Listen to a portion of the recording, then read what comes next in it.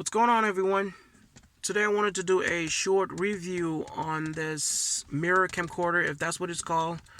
I currently have my flashlight on my phone. I do apologize for the video quality if it's bad. I had the flashlight on because I wanted to make sure you are able to see these buttons clearly as possible. But let's get to it. If you're like me and you've seen this on social media, Facebook, Instagram, Google, and whatnot, and you're thinking about buying it, well, here it is on the 2014 Dodge Charger, mounted and installed.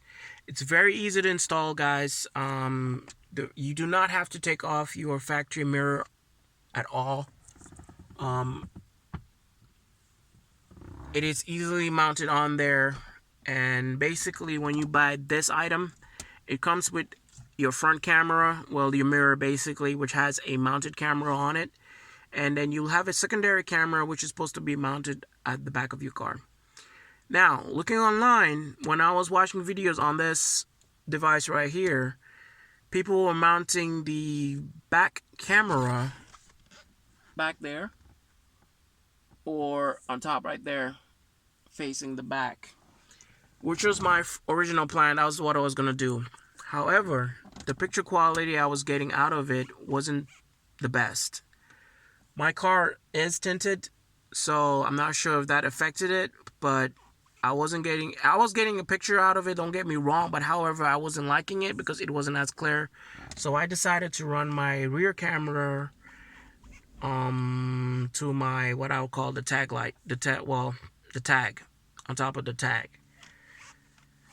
Let's get this thing started. The way I have mine installed, mounted, this is going to be totally different for you on which vehicle you're installing it or how you're mounting it, alright? I can't help you with that.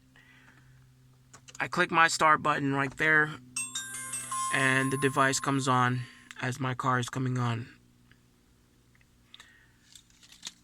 Now, let's see if I can turn this camera's light. There you go. Turn that flashlight off right there for a second. This is the output currently running right now.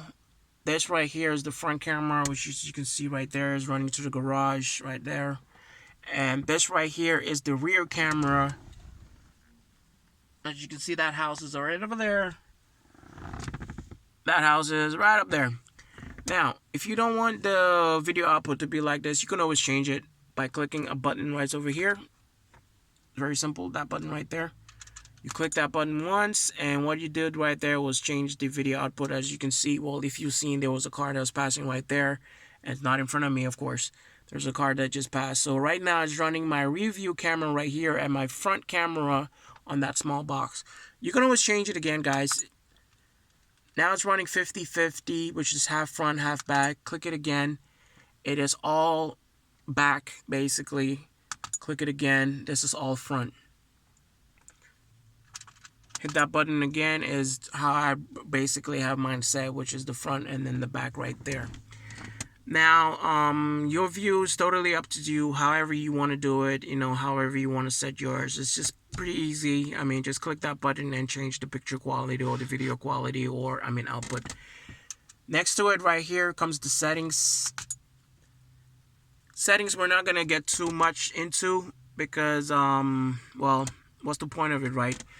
Video output, you can change that. Basically, I have mine set to HD and all that stuff. The same thing goes for your, I keep doing that.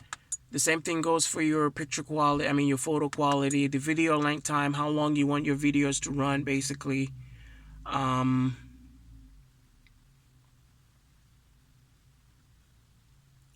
sorry, I just got distracted. Someone was at the back of my car, so. Move detection and all that good stuff. If somebody was moving around, it's supposed to automatically come on. It's supposed to turn the device on, but I don't have that selected, and I'll get to that shortly. Keep clicking down, and you have your power on record. Once the device comes on, does it start recording and all that good stuff. It's pretty simple and basic knowledge stuff, guys. As you can see over here, you just have to play with it. Most of the stuff I don't have selected because, and I'll get to it shortly. Let's click this button right here again, and it'll take me back to where I was. I'm sorry, I'm clicking the wrong button. You click that button right there to take you back. Now, the reason why I don't have those other options selected, like the motion detector and move detection or mode, whatever it's called, the battery life on this sucks. I'm sorry to say that, but it does. I mean, I'm not sure if mine is defective or whatnot. Yours might not be. You might be, you might get yours. It might actually work as it's supposed to. But whenever I disconnect this right here, this thing does not last but 15 seconds or so before, and then it goes off. So we're going to go ahead and take that off right now. And as I took that off, actually, you can see right there, that's your battery life, right? So watching it, you can time yourself by rewinding the video and basically timing it. It lasts about 15 seconds or so. And then voila, see? It goes off itself. It's bad. It's pretty bad. So which is why I have mine set this way. So which is why I don't have those other options selected, I should say. But here it is. I have mine wired to the inside of my vehicle. The reason why is I like to keep my car pretty clean. I do not want to have wires hanging all over here, running to the, the output right here to that. That's basically where you're supposed to connect your power. It's a 12 volt DC plug. Mounted wherever yours is, I'm not sure. Some is in here, some is in the glove compartment. I don't know where yours is going to be, which car you're mounting it, and I can't cover that right now. But this is a 2014 Dodge Charger, and I also have my Rearview, my rear camera, my backup camera, set to once I turn that. Oh, actually, I need to put that on run. Still running, of course. Reverse. It activates the backup camera right there, which is pretty cool. I did not know it had that function in there. Actually, I was just buying it because of the recording function it had, not that. But this was something I figured out when I was finishing up the installation. How I have mine set, guys, you're gonna have to play with it. If you don't have any wiring experience, you're gonna have to get some help. Definitely, you're gonna have to get some help. Mine is basically hooked up to my back tail lights, basically. So once the tail lights come on, once I activate my reverse, that comes on. Once I put my vehicle back on park, it goes back. So the same thing. So if I go to neutral or drive, it'll always basically change the view of it. I can't help you on that installation process. You're gonna have to have some more experience. It's not difficult. It's very simple to do. But there it is, guys. I do apologize for the video quality, for blabbering and whatnot. It's not a bad device at all. You might ask, how's the picture quality at night? It's decent. I mean, it's not super. It's not like dark or anything like that. You can still see out of it. And mind you, this does distract you. It distracted me at least 2-3 times, but not in a bad way, because if I'm looking at it, I can still see the front of my car. But it's a little distracting at first. I'm guessing, once you have that, it's new to you and all that stuff, you want to check it out and all that good stuff. I purchased mine on wish.com for $20. Took about 2 weeks. I should have had it installed a lot sooner. I definitely tried to contact the seller and let them know, hey, about the issue with the battery life and all that stuff. But it was kind of too late because I waited too long to try and contact them. And since it's $20, I decided, I'm not going to take it too far by contacting Wish and on all that stuff, going through that whole process. It's working for me for what I need it for anyway. So you might get your device. It might actually work. And compared to mine, I paid $20. Facebook, they were selling it for like $35 or $45, something like that. So maybe the price difference could be the reason why.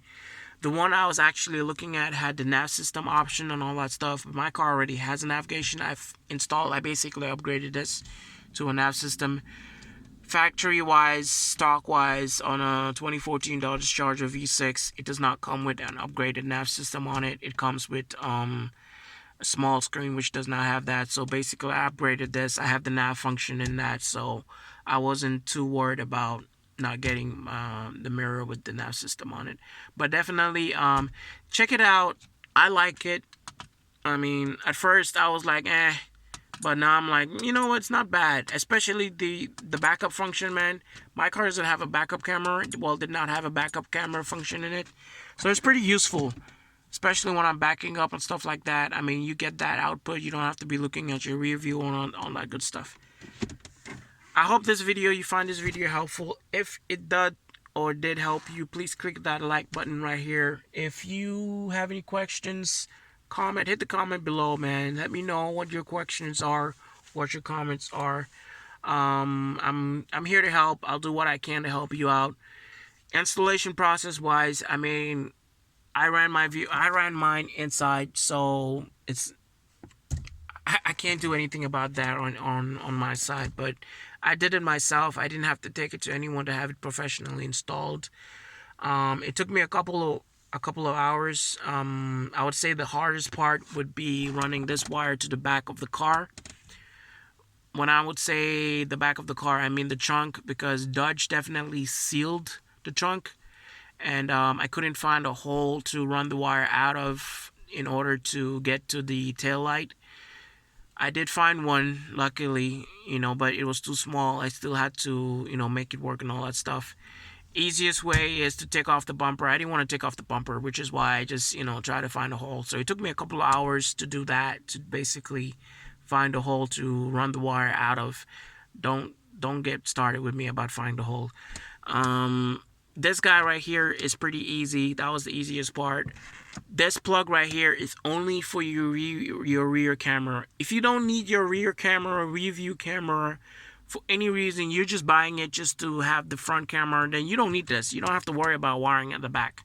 You don't have to worry about that at all. I can take this off. Once I disconnect this, that's going to go off. Okay? You definitely need that for your power to run that. So take care, guys. Take it easy. If you have any questions, again, hit me up. I'll do my best to answer it as best I can, and I'll try and get to you as quick as I can, all right? You guys have a good day. Have an awesome day, and I'll see you on the next video. Take care.